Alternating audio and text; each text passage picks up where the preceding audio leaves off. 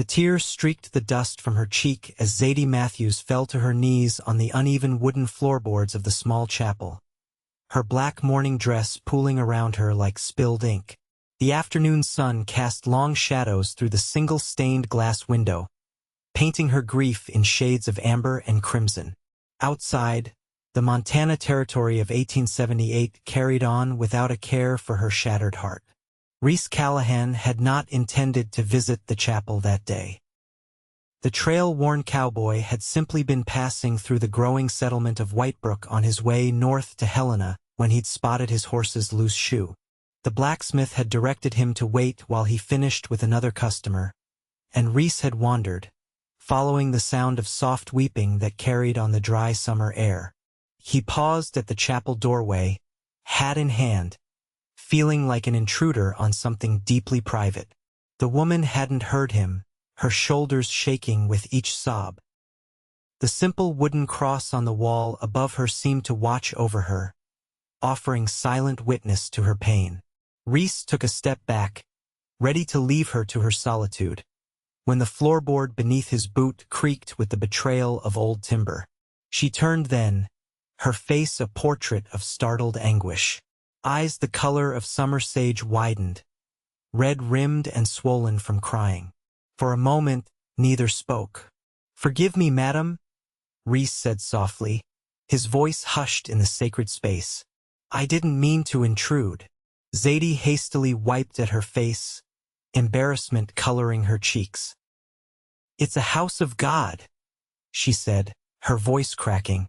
"You've as much right to be here as anyone." Reese nodded, still lingering by the door. Something about her grief felt familiar, resonated with a place inside him that he'd closed off years ago. He'd seen enough sorrow in his 30 years to recognize the weight of it on another soul. "Would you prefer I go?" he asked. She looked down at her hands, twisted in the black fabric of her skirt. "No," she whispered after a moment. "No, please stay if you wish.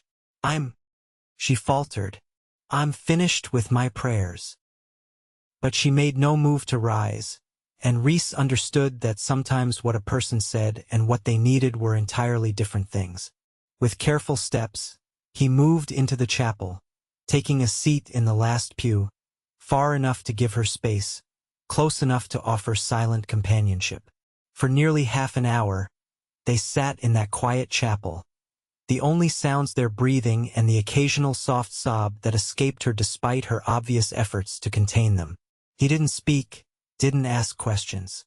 Questions were wounds of their own kind, and she had enough already. Eventually, her breathing steadied, and she rose unsteadily to her feet. She was younger than he'd first thought, perhaps 25, with chestnut hair pulled back severely from a face that, even ravaged by grief, held a delicate beauty. "Thank you," she said simply as she passed his pew. "For what, madam?" Reese asked, genuinely puzzled. "For sitting with me without demanding to know why I was crying. In a town this small, that's uncommon." Reese nodded, understanding all too well how small towns fed on stories and sorrows alike. "Grief deserves its privacy," he said. Something in her face softened slightly. "Yes," she agreed quietly. "It does." She left then, her black dress disappearing into the bright Montana sunlight, and Reese remained seated, turning his hat in his hands, wondering about the woman whose tears had brought him to a chapel for the first time in more than a decade. The blacksmith had finished with his horse by the time Reese returned. As he paid the man, he found himself asking a question he hadn't planned. "The chapel up the way, who tends to it?" The blacksmith glanced in that direction, hammering paused mid-strike. "That'd be Reverend Collins, though he only comes through once a month from Helena. Most days it's just open for folks who need it." He resumed his work, then added, "You meet the widow Matthews, did you?" Reese kept his expression neutral. "I believe I may have. Sad business, that. Husband killed in a mining accident not 6 months after they arrived. left her with nothing but debts and that boarding house that's falling down around her ears. Reese nodded his thanks for both the information and the repaired shoe, leading his horse away from the smithy. He'd intended to be in Helena by nightfall, but something made him pause at the crossroads leading out of town. To the north lay his intended path. To the east, a weathered sign pointed toward Matthews' boarding house. He told himself it was merely curiosity, or perhaps the lateness of the hour, that made him turn his horse east instead of north. But as the boarding house came into view, a two-story structure in desperate need of paint and repairs, he knew it was the memory of those tear-filled eyes that had altered his course. The woman from the chapel, Widow Matthews, he corrected himself, stood on the porch, directing a delivery boy with a crate of supplies. She'd composed herself entirely, her back straight, her voice firm. If not for the black dress and the lingering redness around her eyes, no one would have guessed at the depth of her earlier breakdown. She spotted him as he approached, recognition flashing briefly across her face before being replaced by a polite, professional mask. "Looking for a room, sir?" she asked, as if they were perfect strangers. Reese nodded, playing along with her pretense. "If you have one available, madam." For how long? He hadn't thought that far ahead. A few days, perhaps. "I've some business to attend to before heading north." This was a lie. He had no business in Whitebrook, and they both seemed to know it, though neither acknowledged it. $2 a night, meals included," she said, her tone businesslike. "I serve breakfast at 6 and supper at 7. You'll be responsible for your own midday meal." "That's more than fair, Mrs. Matthews." She raised an eyebrow at his use of her name, but didn't comment on it. Small towns had few secrets, after all. "I'll need your name for the register," she said, leading him inside to a small desk in the entryway. "Reese Callahan," he offered, removing his hat as he stepped into the cool interior of the house. "Mr. Callahan," she repeated, writing it carefully in a ledger. "Room 3 is available, top of the stairs to the right. The washroom is at the end of the hall, shared with the other guests." "Thank you, Mrs. Matthews." "Zadie," she said unexpectedly, then seemed surprised at herself. "I mean, everyone calls me Zadie. Mrs. Matthews makes me feel like my mother-in-law." Reese nodded, offering a small smile. "Zadie, then." She handed him a key, their fingers brushing briefly in the exchange. For just a moment, the professional mask slipped, and he saw again the vulnerable woman from the chapel. Then it was gone, replaced by the efficient proprietress of the boarding house. "Supper's in an hour," she said, turning away. "Don't be late. I don't serve twice." As promised, supper was served promptly at 7 in a dining room that could seat a dozen, though only 4 places were set. Reese was introduced to the other boarders, an elderly schoolteacher named Miss Abernathy, and a land surveyor called Palmer, who spoke little and ate quickly before disappearing back to his room. The food was simple but well prepared. Roast chicken, potatoes, and greens from what must have been a kitchen garden out back. Zadie ate little, focused instead on ensuring her guests were satisfied. When Miss Abernathy commented on the tenderness of the chicken, a genuine smile briefly illuminated Zadie's face, transforming her completely. "My secret is a bit of honey in the basting," she confided, and Reese found himself wanting to see that smile again. After dinner, while Miss Abernathy retired to her room and Zadie cleared the dishes, Reese offered to help. "That's not necessary," she said, but her protest lacked conviction. "My mother raised me better than to let a woman clear away my dishes without offering assistance," he said, already gathering plates.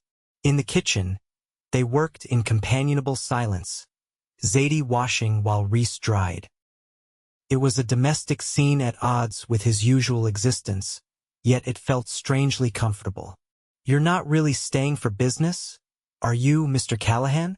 Zadie asked suddenly, her hands still in the dishwater.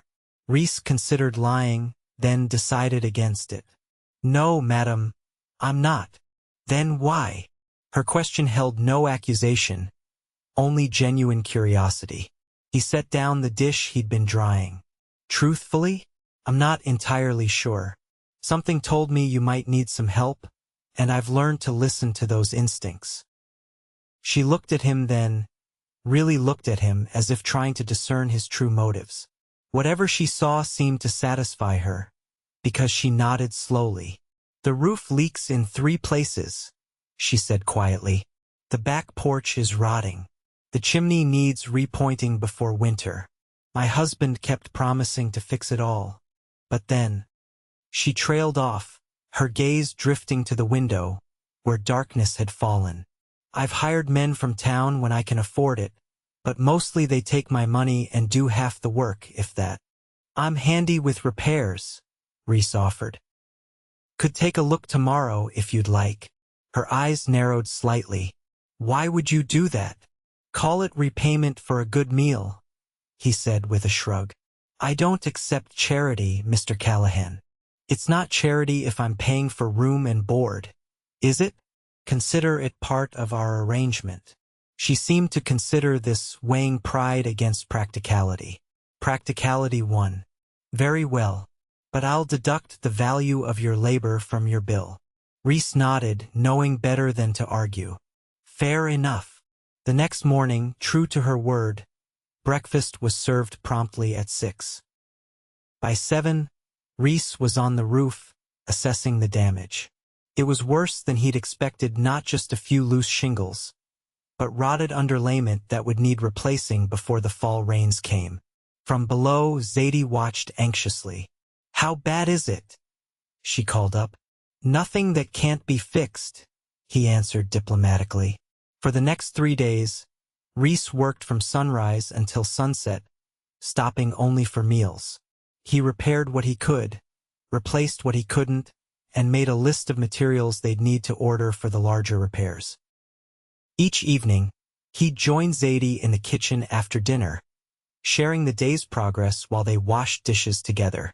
On the 4th day, as Reese was repairing the back porch steps, Zadie brought him a glass of lemonade, watching as he worked. Where did you learn to do all this?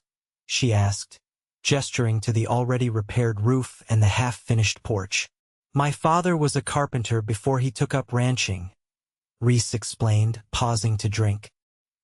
He believed every man should know how to build and maintain his own home. Your father sounds like a wise man. He was, Reese agreed quietly. Zadie caught the past tense. I'm sorry. It was a long time ago. Cholera took both my parents in 63. She nodded, understanding in her eyes. It's still a loss, no matter how many years pass. Yes, he agreed, looking at her with new appreciation.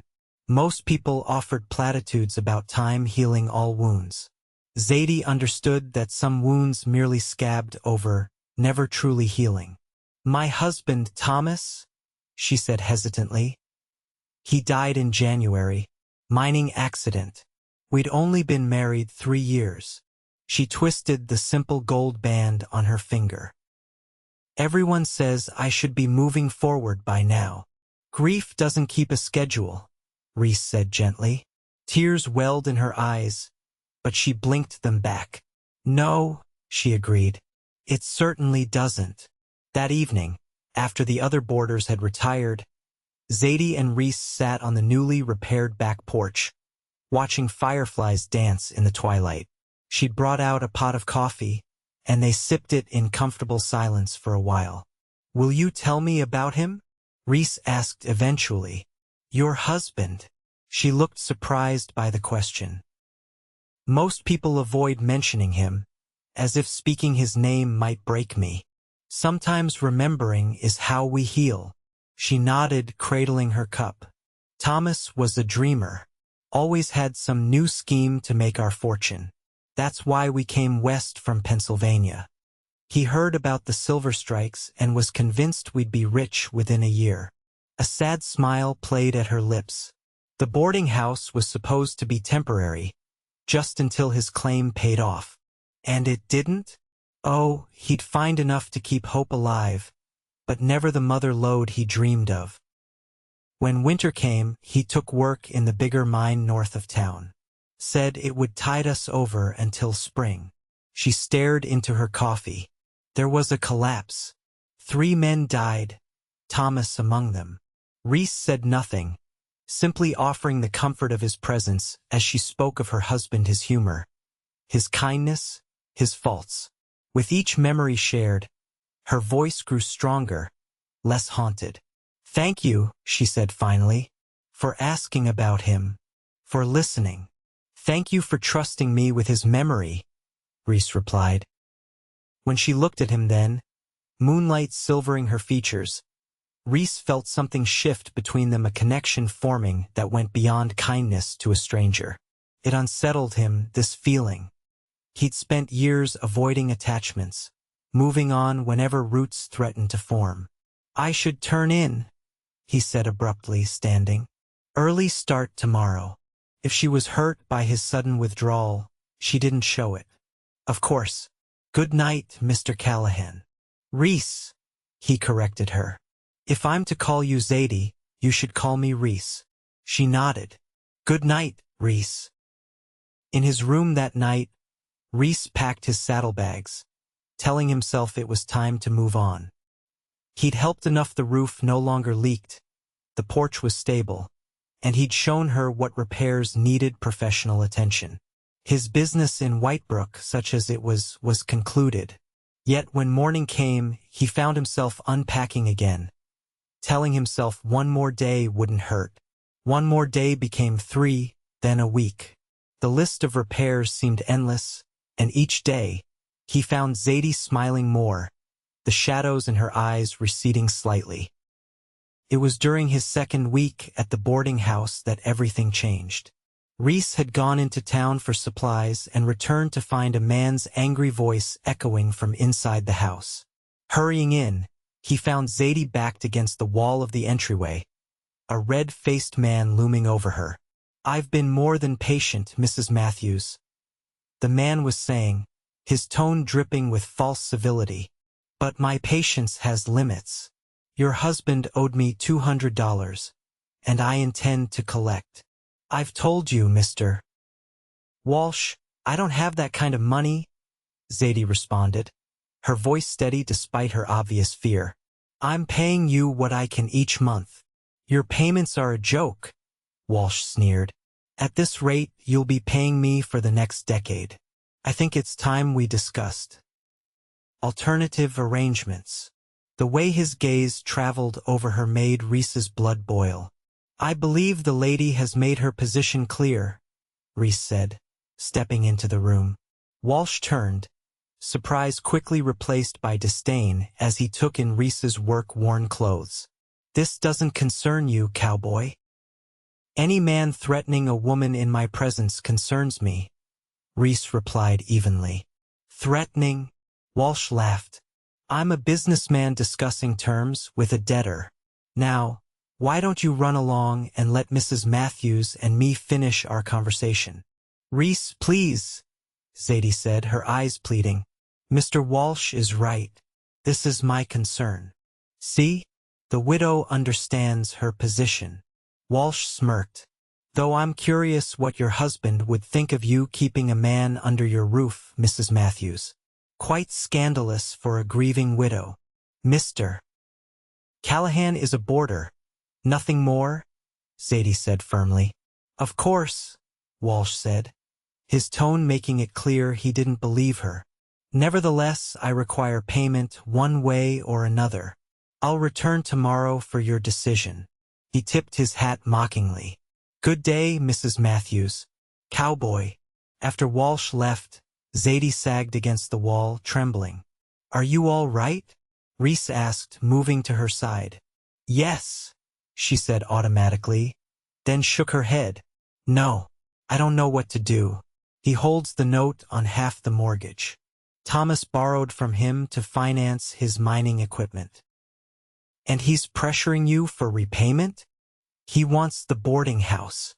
He's buying up properties all over town, and mine sits on the corner lot he needs for some new development. She ran a hand over her face. I've been paying what I can, but business has been slow since the new hotel opened on the other side of town. Reese's mind raced. How much do you still owe him? $173, she said precisely, plus whatever interest he's added since last month. It was a substantial sum, more than most working men saw in half a year. I have some savings, Reese offered. Not enough to clear the debt, but perhaps enough to negotiate better terms. No, Zadie said firmly. You've done more than enough already. This is my problem. Zadie, I mean it, Reese. I won't have you spending your savings on my husband's debts. Her expression softened. But thank you for offering and for stepping in earlier. That night, Reese lay awake, thinking. He drifted for years, taking work where he could find it: ranch hand, trail driver, occasional bounty hunter when times were lean.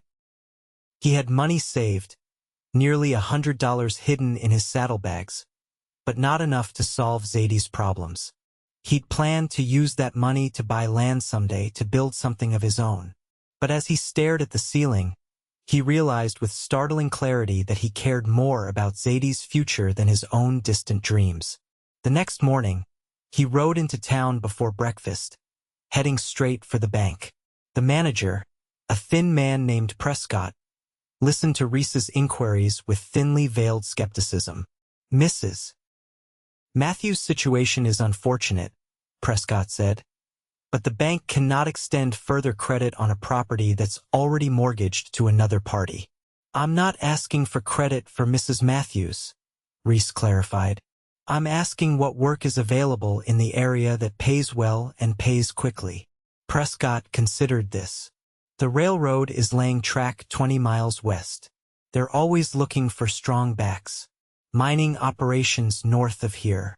Or, he hesitated. Or, Reese prompted, there's a bounty, $500 for the Sutter brothers. They robbed the Helena stage last month, killed the driver. Word is they're hiding in the hills not far from here. $500 would more than clear Zadie's debt.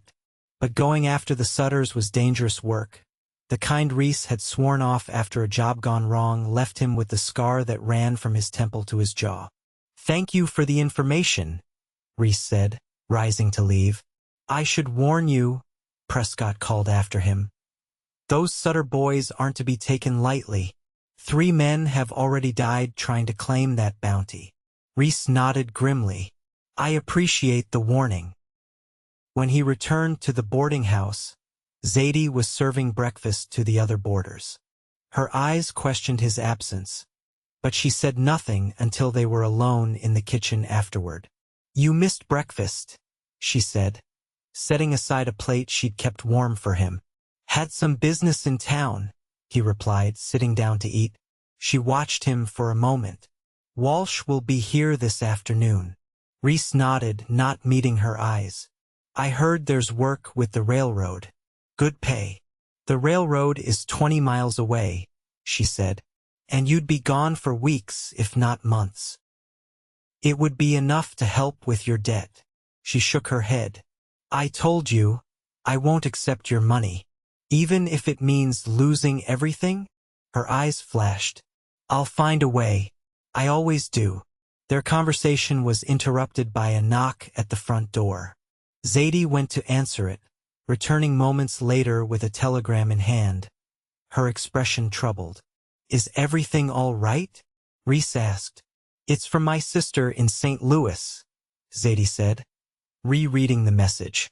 She's ill and asks if I can come help with her children. Will you go? Zadie sighed, setting the telegram aside. I can't leave the boarding house, and even if I could, I can't afford the train fare.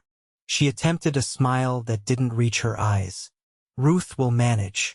She always does. Reese watched as she returned to her tasks, her movements efficient but weighed down by invisible burdens. In that moment he made his decision. That afternoon, when Walsh arrived, Reese was waiting in the parlor with Zadie. The businessman's eyebrows rose in surprise, then lowered in annoyance. "This is a private business matter, Mrs. Matthews," he said pointedly. "Mr. Callahan is here at my request," Zadie replied calmly. "As an advisor." Walsh snorted but took a seat across from them. "Have you considered my proposal?" "I have," Zadie said, "and I'm prepared to offer monthly payments of $15 until the debt is cleared." Walsh laughed. $15? That's insulting. It's what I can afford. Then perhaps we should discuss the alternative I mentioned. His gaze slid to Reese. "In private. There will be no alternative arrangements," Reese said firmly. "Mrs. Matthews has made her offer." Walsh's face hardened. "I don't know who you think you are, Cowboy, but this doesn't concern you. Here's what's going to happen," Reese continued as if Walsh hadn't spoken. "You're going to accept Mrs. Matthews' payment plan with fair interest, and you're going to put it in writing today." "And why would I do that?" Walsh sneered. "Because if you don't," Reese said quietly, "I'll make it my personal mission to inform every business owner and potential investor in the territory about your methods of debt collection. I wonder how eager people will be to work with a man who threatens widows." Walsh's face flushed with anger. "You're bluffing. You're nobody in this town." "Perhaps," Reese acknowledged, "but I have friends who aren't nobody. Friends who would be very interested to hear how you conduct business." It was a bluff, of course. Reese knew no one of influence in the territory. But something in his steady gaze must have given Walsh pause, because after a moment, the businessman's expression changed. $15 a month, he said slowly, with 8% interest. 5%, Zadie countered, and I'll pay $20 for the first 3 months. Walsh considered this, clearly calculating whether the deal was worth more than the potential trouble Reese might cause. Finally, he nodded. "Agreed. I'll have the papers drawn up tomorrow." After Walsh left, Zadie turned to Reese, her expression a mixture of relief and confusion. "What just happened? How did you convince him to agree?" Reese shrugged. "Men like Walsh survive on reputation. I simply threaten the one thing he values." "But you don't have those connections you mentioned." "No," he admitted. "But Walsh doesn't know that." Zadie laughed then, a genuine laugh that transformed her face and made something in Reese's chest tighten. "You're a surprising man, Reese Callahan." That evening, after the other boarders had retired, Reese found Zadie on the back porch again. She had a shawl wrapped around her shoulders against the evening chill, and she stared out at the darkened garden with a pensive expression. "Thank you," she said as he joined her, "for today. You didn't have to do that." "I wanted to," he replied simply. They sat in companionable silence for a while, the night sounds of crickets and distant coyotes filling the air. "I've been thinking about your sister," Reese said eventually. "In St. Louis." Zadie glanced at him. "What about her?" "You should go to her." She shook her head. "I told you, I can't leave the boarding house and I can't afford the fare. What if both those problems could be solved?" "How?" Reese took a deep breath. "I could watch over the place while you're gone, and I could lend you the money for the journey." Zadie stared at him. "Why would you do that?" It was a fair question, one Reese had been asking himself all day. Why was he so invested in helping this woman he'd known barely 2 weeks? The answer, when it came to him, was both simple and terrifying. "Because I care what happens to you," he said honestly. "Because in all my years of drifting, I've never met anyone quite like you, Zadie Matthews." Her eyes widened, and for a moment, he feared he'd said too much. Then she reached out, her hand covering his where it rested on the porch railing. "I can't ask that of you," she said softly. "You didn't ask. I offered." She studied his face in the moonlight. "You're serious, aren't you?" "I am." Zadie withdrew her hand, wrapping her arms around herself. Even if I accepted your offer to watch the boarding house, I can't take your money, Reese. I already owe so much. Then consider it an investment, not a loan, he suggested. I'll watch the place, take in the income, make the payments to Walsh, and keep a proper accounting for when you return. And if I can't repay you, then you can't, he said simply. I'm not Walsh. I won't hold it over you. Tears filled her eyes. Why are you being so kind to me? Reese hesitated, then decided on honesty. When I found you in that chapel, something inside me recognized your pain. I've carried my own grief for so long that seeing yours, it woke something in me, something I thought was long dead. He paused, struggling to find the right words. I want to help you, Zadie, not out of pity or charity, but because helping you helps me find my way back to the man I used to be. A tear slipped down her cheek, and without thinking, Reese reached out to brush it away.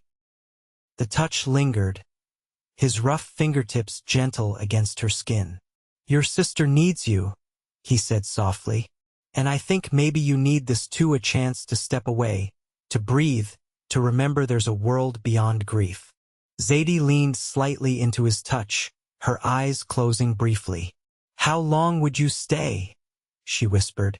As long as you need. She opened her eyes, searching his. 2 months, she said finally. Ruth's youngest is only 2, and with her ill, she'll need help until she's on her feet again. 2 months, Reese agreed. I'll be here when you return. The next day was a flurry of activity as they prepared for Zadie's departure. Reese purchased her train ticket while she packed and left detailed instructions for the care of the boarding house. Miss Abernathy and Mr. Palmer were informed of the arrangement, both expressing surprise but no objection to Reese's temporary management. Walsh arrived with the new payment agreement, which Zadie signed after carefully reading every word. If he was surprised by her announcement of travel plans, he hid it well, simply reminding her that the payments were expected regardless of her presence.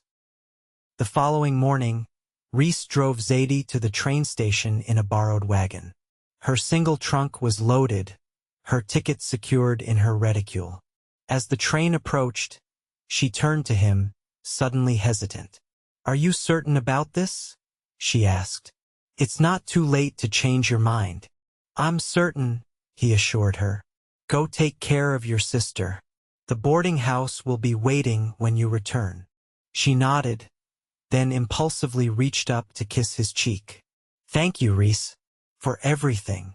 The gesture caught him off guard, warmth spreading from the spot her lips had touched. Before he could respond, the train whistle blew, and she hurried to board. He watched as she found her seat, waving to her through the window as the train pulled away. Standing on that platform, watching the train disappear into the distance, Reese realized he'd just committed to the longest he'd stayed in one place since his parents died 15 years earlier. The thought should have terrified him. Instead, he felt an unexpected sense of purpose as he turned back toward the boarding house toward home, at least for now. The first week without Zadie was an adjustment. Reese learned the rhythms of running the boarding house, when to start breakfast, how to manage the accounts, which merchants delivered what supplies on which days. Miss Abernathy proved an unexpected ally, showing him Zadie's system for washing linens and preparing meals. The second week brought a new challenge in the form of 2 drummers seeking rooms for an extended stay. Reese welcomed the additional income, setting them up in the best available rooms and explaining the house rules. By the third week, he'd fallen into a comfortable routine, dividing his time between household management and the ongoing repairs. Letters from Zadie arrived regularly, detailing her sister's slow recovery and her niece and nephew's antics. Reese read each one multiple times, hearing her voice in the carefully penned words. In his replies, he kept her updated on the boarding house, the repairs, and the comings and goings of the town. What he didn't write was how much he missed her presence, how the house felt emptier without her laughter. It was during the 5th week of Zadie's absence that trouble found Reese again. He was returning from town with supplies when he spotted 3 riders approaching the boarding house. Something about their manner set alarm bells ringing in his mind, and he quickened his pace, reaching the house just as they dismounted. "Can I help you, gentlemen?" Reese asked, setting down his purchases on the porch. The leader, a wiry man with a scar across his nose, looked Reese up and down. "We're looking for rooms. Heard this place takes boarders." "That's right," Reese confirmed, though something about the men made him reluctant to welcome them. "How many nights would you be staying?" "Hard to say," the scarred man replied with a shrug. "Depends on how our business goes."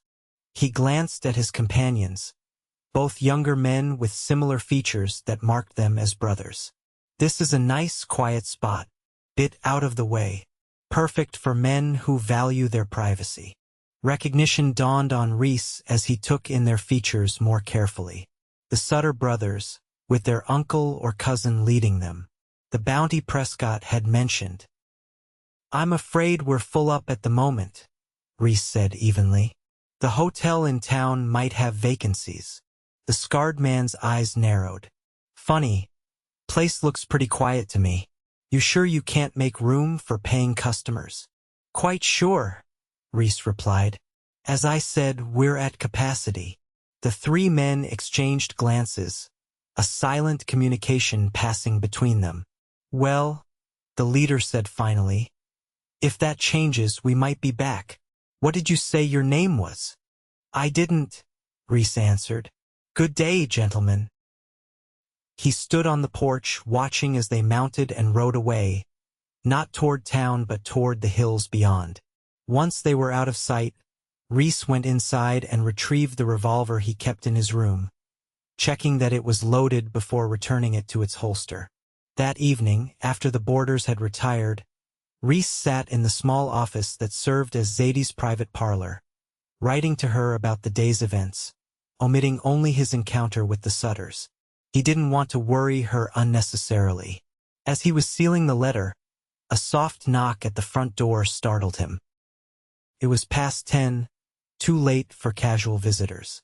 Cautiously, hand near his holstered gun, he opened the door to find Sheriff Miller standing on the porch. "Evening, Callahan," the sheriff said. "Sorry to disturb you so late." "Not at all, Sheriff. Is something wrong?" Miller glanced around, as if checking that they were alone. "Might be. Word is the Sutter gang was seen heading this way earlier today. You haven't had any suspicious visitors, have you?" Reese hesitated only briefly. 3 men stopped by this afternoon, looking for rooms. I turned them away." The sheriff's expression sharpened. "Did you recognize them?" "Not at the time," Reese admitted. "But after they left, I realized they might have been the men from the wanted posters." Miller nodded grimly. "That was them, all right. Frank Sutter and his nephews Eli and John. They're dangerous men, Callahan. Killed for people that we know of." "Why would they come here?" Reese asked, though he had his suspicions. "Probably looking for a quiet place to lie low," Miller replied. "Or maybe they heard about the widow who runs this place alone and thought it would be easy pickings." He eyed Reese. "Lucky for Mrs. Matthews you're here watching things while she's away." "Indeed," Reese agreed. "Do you think they'll return?" Miller shrugged. "Hard to say. They're unpredictable. But I'd keep that gun of yours handy, just in case." He turned to leave, then paused. "If they do come back, don't try to handle it yourself. Send word to me immediately." "I will," Reese promised, though they both knew that if the Sutters returned with violence in mind, there might not be time to fetch the sheriff from town. After Miller left, Reese checked all the doors and windows, ensuring everything was secure. He considered waking the boarders to warn them but decided against it.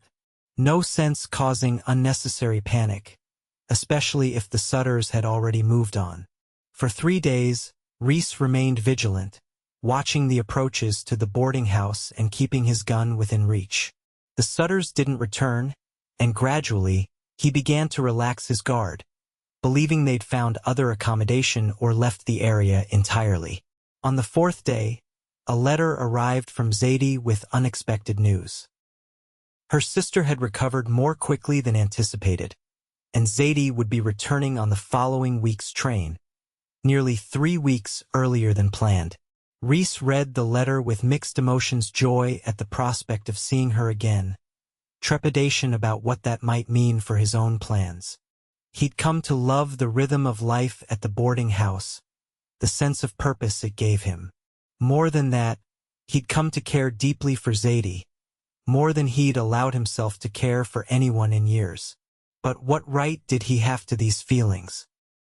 She was still grieving her husband, still wearing the black of mourning, and he was a drifter who'd never stayed in one place longer than a season. The day before Zadie's scheduled return, Reese rose early to begin preparations.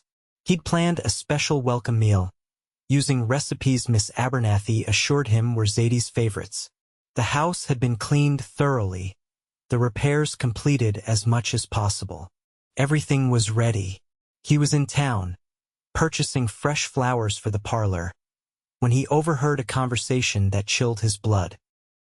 Saw them at the old Miller cabin yesterday, a miner was telling his companion. All 3 of them armed to the teeth. The Sutters? His friend asked. What are they still doing around here? Thought they'd have moved on by now. Word is they're planning something big before they go. Train robbery, maybe? Reese froze. Zadie was arriving on tomorrow's train. Without hesitation, he abandoned his purchases and headed straight for the sheriff's office, only to find it empty. A note on the door indicating Miller had ridden to a neighboring settlement and wouldn't return until the following evening. Returning to the boarding house, Reese paced the parlor, weighing his options. He could ride to intercept the train, but it would be arriving at the station 70 miles east, and he'd never make it in time. He could wait at the local station tomorrow and hope the Sutters weren't planning to hit that particular train. Or he could try to find the Sutters tonight and eliminate the threat before Zadie returned. The decision was made for him when, just after sunset, he spotted the glow of torches approaching the boarding house from the direction of town. Moving to the window, he saw a group of riders, at least a dozen strong, led by a man he recognized as Walsh. Stepping onto the porch, Reese watched as they approached, a sense of foreboding settling over him. Walsh, he greeted the businessman as the group halted in the yard. What brings you and your friends here at this hour? Walsh dismounted, his expression triumphant. We're here for the Sutters, Callahan. We know they're inside. Reese stared at him in confusion. The Sutters aren't here. I turned them away days ago. That's not what my source tells me, Walsh replied. He saw them entering this very house not 2 hours ago, while you were in town. Reese's blood ran cold. He'd been gone for nearly 3 hours, the house left in the care of Miss Abernathy and the other boarders. If the Sutters had returned in his absence. There's been a mistake, Reese said firmly.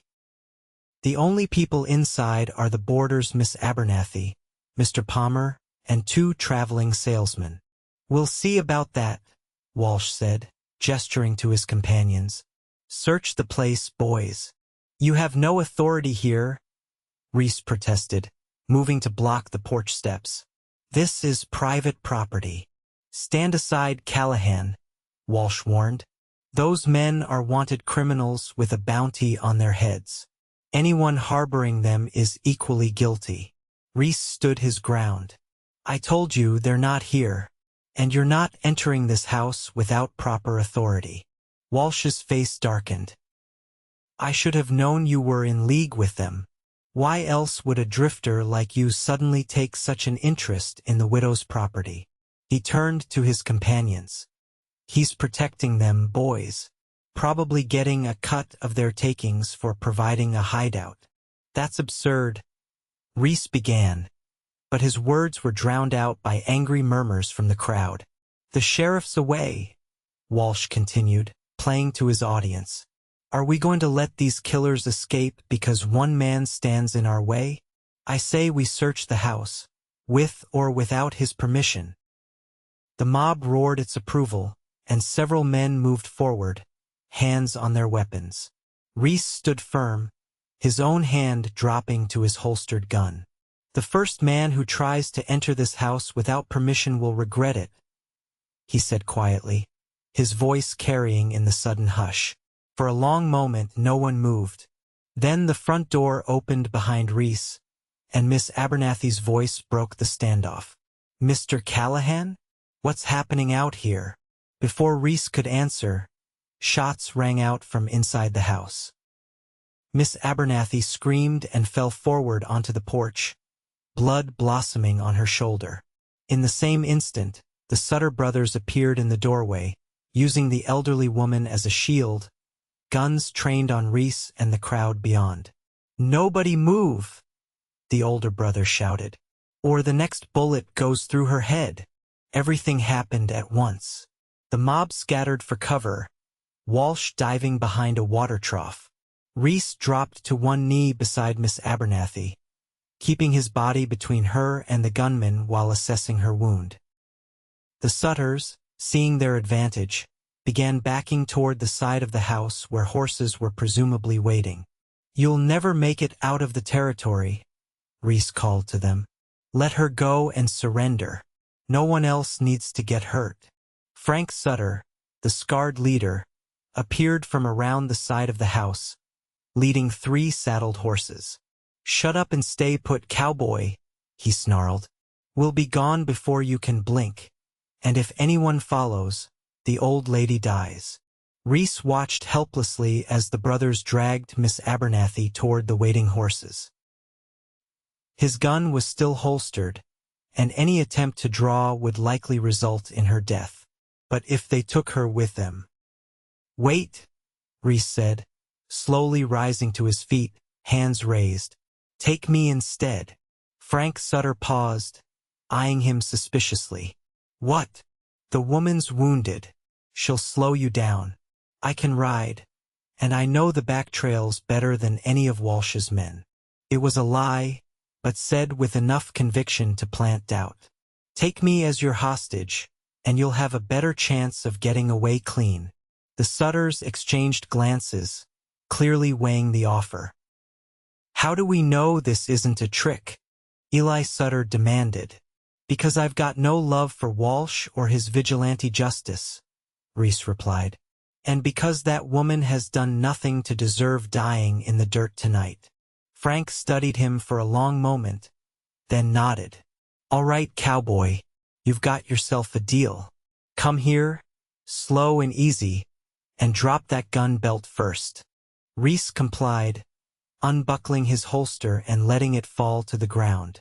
As he approached, the brothers released Miss Abernathy, who collapsed to her knees, clutching her wounded shoulder. Reese helped her to the porch before allowing himself to be seized by the Sutters. "Anyone follows us, he dies," Frank announced to the watching crowd as they mounted up, forcing Reese onto a horse in front of the youngest brother, John. As they rode away from the boarding house, Reese caught a final glimpse of Walsh emerging from his hiding place, his expression a mixture of fury and calculation.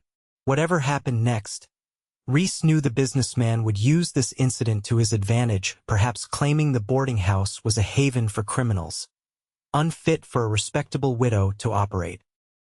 They rode hard for several hours, following deer trails and dry creek beds to confuse any pursuers. Reese remained alert, memorizing landmarks despite the darkness. If he survived this, he'd need to find his way back. Eventually, they reached a dilapidated cabin deep in the hills, well hidden from casual observation. Roughly pushing Reese inside, the Sutters secured him to a chair while they argued about their next move. "We should just kill him and be done with it," Eli insisted. "He's seen our faces, knows where our hideout is, and start a manhunt when his body turns up?" Frank countered. No, we keep him alive until we're ready to move on. Then we'll decide what to do with him. What about the train job? John asked. We still doing that tomorrow? Reese's heart sank. His suspicions had been correct. They were planning to rob the train carrying Zadie. Of course we are, Frank replied. Nothing's changed. The payroll shipment will still be on board. And now the sheriff's out of town. Perfect timing. And him. John nodded toward Reese. He stays tied up here. We'll be back before he could work himself free, even if he managed it. As the Sutters continued planning, Reese tested his bonds discreetly. They were tight but not expertly tied. Given enough time, he might be able to free himself. But time was the one thing he didn't have if he couldn't warn Zadie or stop the train robbery. She could be killed tomorrow, along with countless other innocent passengers. The night passed slowly. The Sutters took turns keeping watch, though the youngest, John, dozed at his post shortly before dawn. Reese worked methodically at his restraints, feeling them gradually loosen. By the time morning light filtered through the cabin's dirty windows, he had one hand nearly free. The Sutters prepared to leave, checking their weapons and gathering ammunition. Frank approached Reese, roughly checking his bonds. Sit tight, cowboy, he said with a cruel smile. We'll be back with enough money to retire in style, and then we'll decide whether you live or die. You won't get away with this, Reese said. That train will be guarded. Frank laughed. 2 express agents with shotguns. We've handled worse. He patted Reese's cheek mockingly. Don't worry. We don't plan to kill anyone who cooperates. Your widow friend should be fine, so long as she doesn't play hero. Reese's blood turned to ice. What widow? The one who owns your boarding house, Frank replied. Word in town is she's returning on today's train. Might have to pay her special attention, seeing as how you seem so concerned about her welfare. It took every ounce of Reese's self-control not to lunge at the man. Bonds be damned. Instead, he forced his expression to remain neutral. Mrs. Matthews is just my employer. Nothing more. If you say so, Frank said, clearly not believing him. Boys, let's ride. We've got a train to catch. The moment they left, Reese redoubled his efforts to free himself. The ropes burned his wrists raw as he twisted and pulled, but gradually, he worked one hand loose, then the other. His ankles were easier to untie once his hands were free. Standing shakily, he searched the cabin for weapons, finding only a rusted skinning knife. It was better than nothing.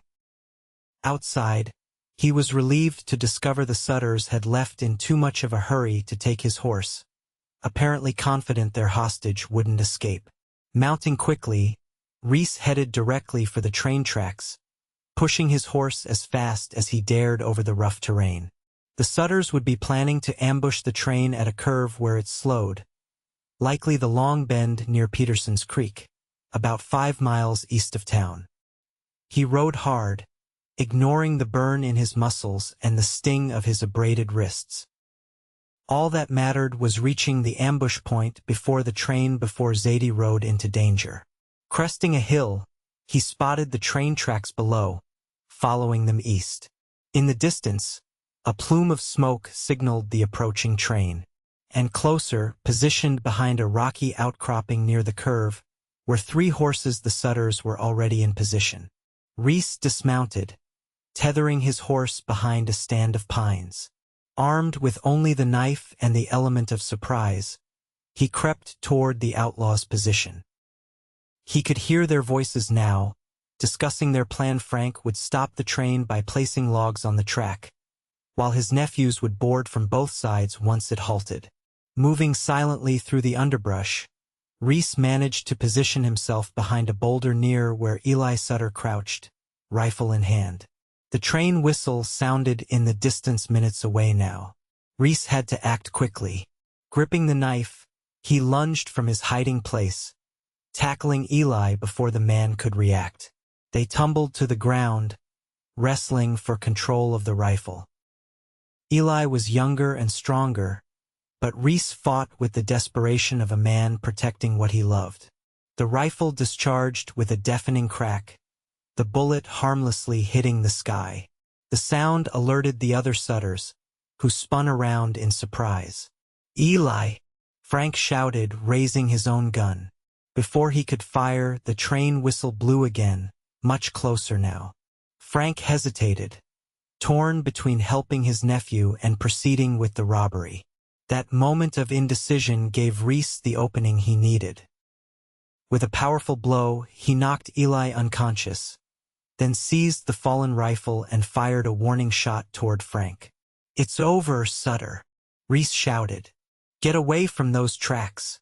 Frank ducked behind a rock, returning fire.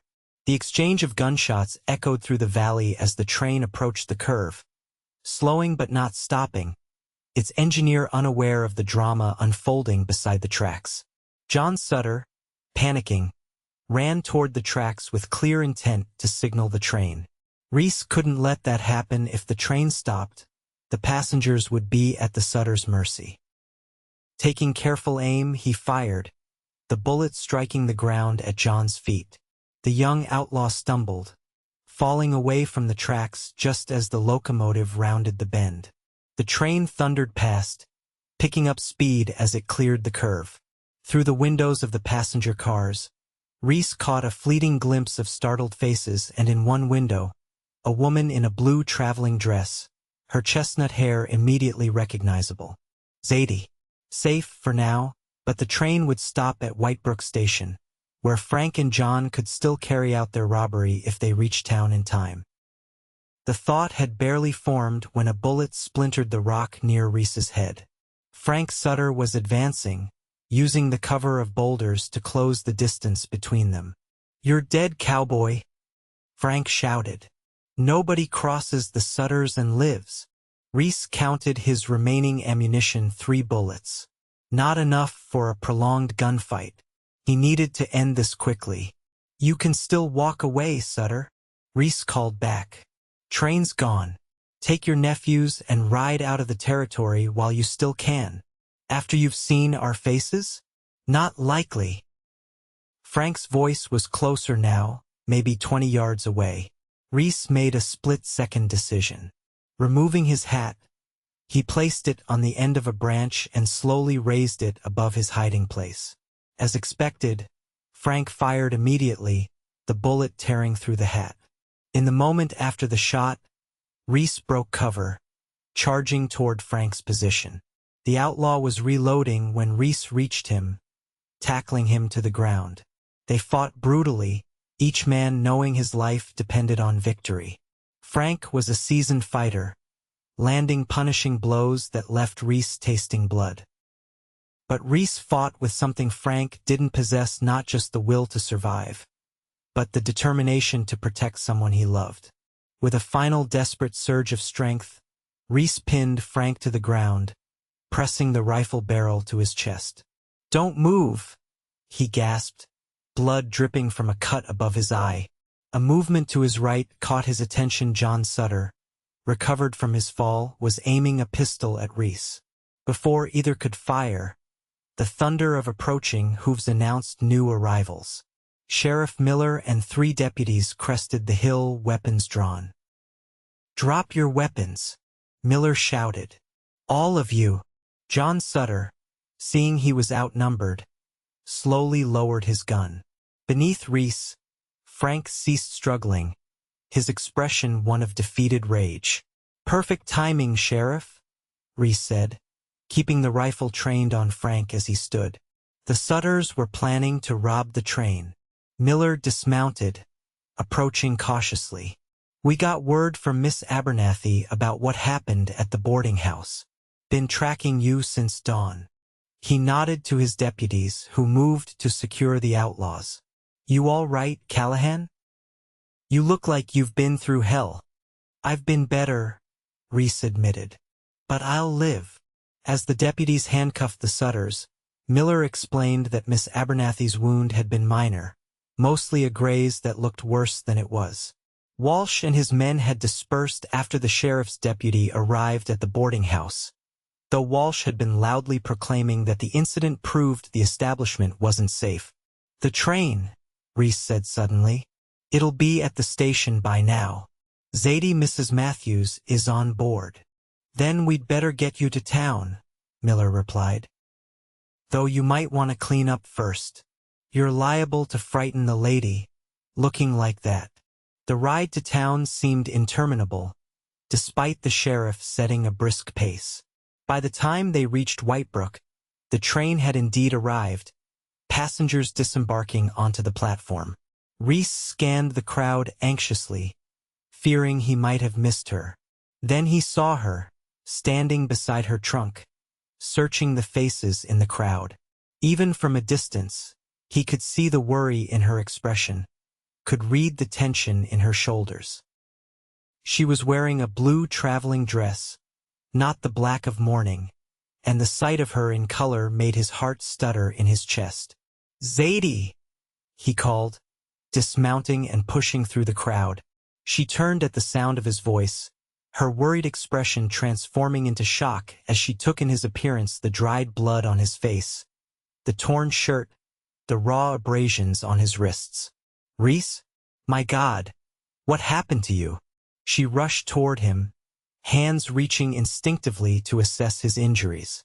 "It's a long story," he said, suddenly acutely aware of his disheveled state. "But you're safe.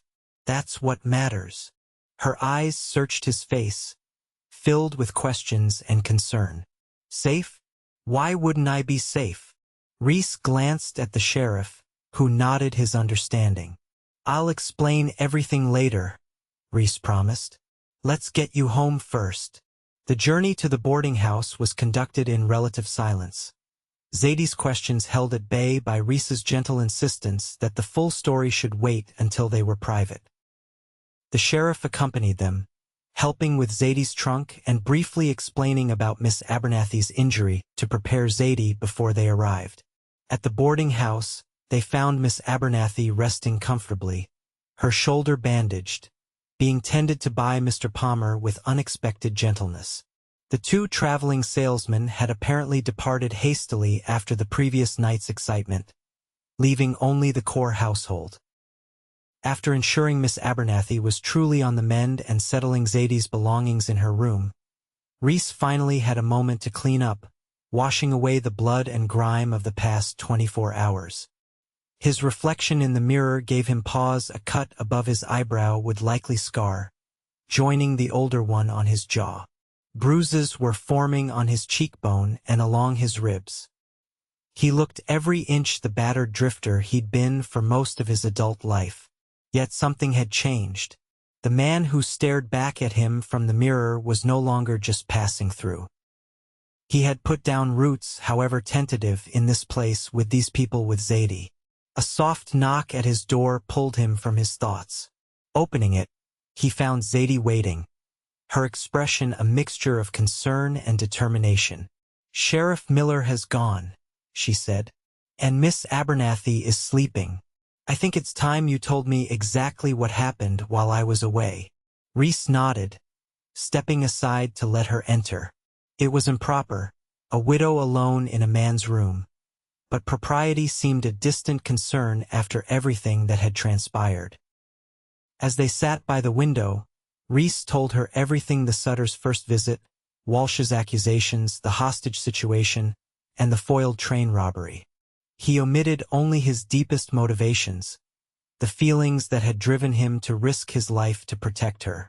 Zadie listened in stunned silence, her eyes widening at particularly harrowing moments. When he finished, she stood abruptly, pacing the small room. "You could have been killed," she said, her voice tight with emotion. "All because you stayed to watch over my property." "It wasn't about the property," Reese said quietly. She stopped pacing, turning to face him. "What do you mean?" Reese stood, crossing to where she stood. With careful movements, mindful of his injuries, he took her hands in his. "I stayed because this place needed looking after, yes. But more than that, I stayed because I wanted to be here when you returned." He paused, gathering courage. I fought the Sutters because they threatened you, and I couldn't bear the thought of any harm coming to you. Zadie's eyes searched his, understanding dawning in their depths. Reese, I know it hasn't been long since your husband passed, he continued, the words coming faster now, as if he feared losing his nerve. And I know you may still be grieving. I don't expect anything from you, Zadie, but I need you to know that somewhere between finding you crying in that chapel and waiting for your train today, I fell in love with you. The confession hung in the air between them, irrevocable. Zadie's hands trembled in his, and for a moment, he feared he'd spoken too soon, pushed too hard. Then she stepped closer, one hand rising to gently touch the fresh cut above his eye. When I was in St. Louis, she said softly, my sister asked why I was in such a hurry to return. I told her about you, about the quiet cowboy who sat with me in the chapel when I was at my lowest, who never demanded explanations for my tears, who stepped in to help when everyone else just offered empty words. Her fingers traced the line of his jaw, careful of his bruises. She listened to me talk about you for hours. Then she said something that made me angry at first. She said, Zadie, you're in love with him. A small smile touched her lips. I denied it, of course. How could I be in love with someone I'd known such a short time? How could I love anyone when Thomas had been gone less than a year? Reese held perfectly still, afraid to breathe lest he break the spell of her words.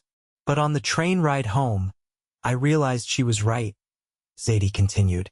Thomas will always have a place in my heart.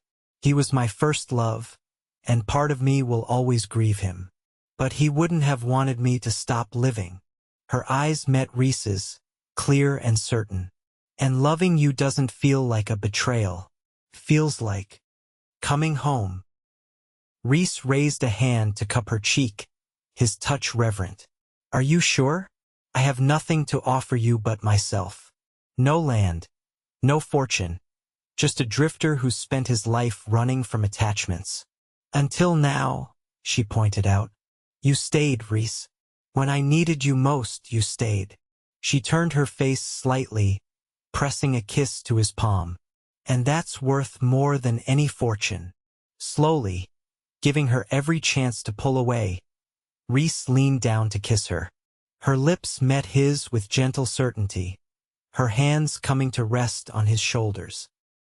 It was a tender kiss, mindful of his split lip and bruised face, but filled with promise. When they parted, Reese rested his forehead against hers. I love you, Zadie Matthews. And I love you, Reese Callahan, she whispered back. So what happens now? Reese smiled, a plan forming that had been in the back of his mind for weeks. Now, I suggest we hire a proper manager for the boarding house, someone who can run things day to day while you oversee the business. She looked puzzled. Why would we need a manager? Because, he said, taking both her hands in his again, I was thinking we might want to travel occasionally.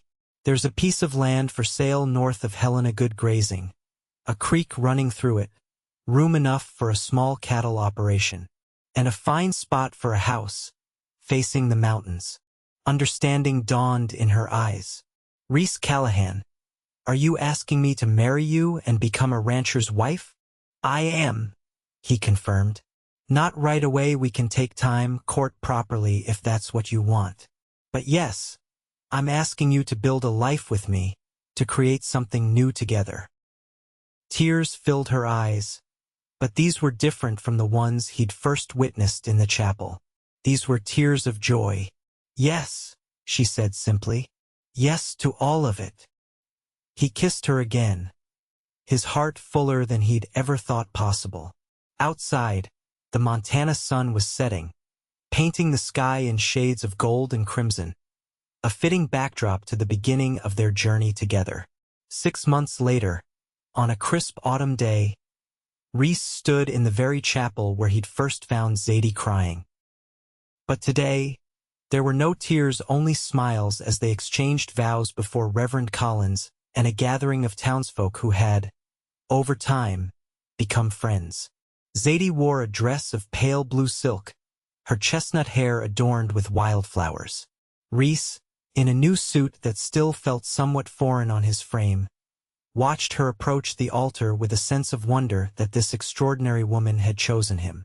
Their vows were simple but heartfelt, promises to honor, cherish, and support each other through whatever life might bring. When the Reverend pronounced them husband and wife, the chapel erupted in cheers and well wishes. The celebration continued at the boarding house now under the capable management of Miss Abernathy and Mr. Palmer, whose friendship had blossomed into romance during their shared ordeal. Walsh had eventually been forced to accept Zadie's payment plan after Sheriff Miller made it clear that his vigilante actions had been illegally reckless. As evening fell, Reese and Zadie slipped away from the festivities to stand on the back porch where they'd shared so many conversations.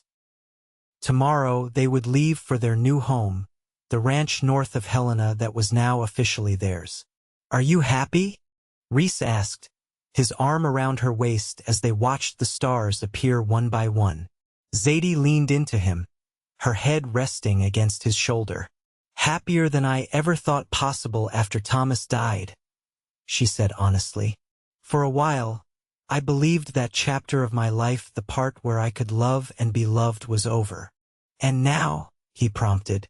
She turned in his arms, facing him with eyes that reflected the starlight. "Now I know better. Love doesn't have to end with loss. Sometimes it's waiting in a chapel, offering silence first and everything after." Reese kissed her then, beneath the vast Montana sky, grateful beyond words for that day months ago when something had drawn him to follow the sound of weeping, to sit quietly with a grieving woman, to offer the simple gift of presence. In that silence, something profound had begun. In what followed, they had found a love neither had been looking for, but both had desperately needed a love that would carry them through the years to come, through the joys and sorrows of building a life together in this wild, beautiful land they now called home. 5 years later, Reese stood on the porch of their ranch house, watching as Zadie taught their 3-year-old daughter, Rose, to collect eggs from the henhouse. Their son, Thomas, named for Zadie's first husband in a gesture of respect and remembrance, toddled behind them at 18 months, determined to keep up with his sister. The ranch had prospered beyond their expectations. What had started as a small cattle operation had grown to include horses, a thriving vegetable garden that supplied much of their food, and even a few apple trees that were just beginning to bear fruit. The house Reese had built with his own hands had expanded twice already to accommodate their growing family. From the hill behind their property, you could see all the way to the chapel in Whitebrook on a clear day, the place where their story had begun. Once a month, they still made the journey to town, staying overnight at the boarding house to visit with Miss Abernathy and Mr. Palmer, now married and running the establishment as if it had always been theirs. Life wasn't always easy. The Montana winters were harsh, and ranching brought its own set of challenges. But even on the hardest days, Reese and Zadie faced their difficulties together, drawing strength from each other. As Zadie approached with their children, all three laughing at something Rose had said, Reese felt a wave of gratitude wash over him. This was what he'd been searching for during all those years of drifting, not just a place to belong, but people to belong with. "What are you thinking about? Looking so serious?" Zadie asked, setting the basket of eggs on the porch and lifting Thomas into her arms. Reese smiled, reaching out to tuck a strand of hair behind her ear. "Just counting my blessings." "And how many is that?" she teased. "Too many to count," he replied honestly. But they all started with a woman crying in a chapel, and a moment of silence that changed everything. Zadie's expression softened with understanding. Even after all these years, that moment remained sacred between them, the beginning of a love that had transformed them both. Rose tugged at his hand, impatient with adult conversations. "Papa, come see. The foal is trying to run." "Is he now?" Reese asked, swinging his daughter up onto his shoulders. "Well, we can't miss that, can we?" As they walked toward the corral, Zadie beside him with Thomas on her hip, Reese reflected that this family, this love, this life they'd built together was worth every hardship, every struggle, every moment of uncertainty. From strangers sharing silence in a chapel to partners sharing a life of love and purpose, their journey had been unexpected but perfect in its own way. And as the Montana sun shone down on their little family, Reese knew with absolute certainty that whatever the future might hold, they would face it as they had faced everything else together, with faith in each other and in the love that had found them when they needed it most.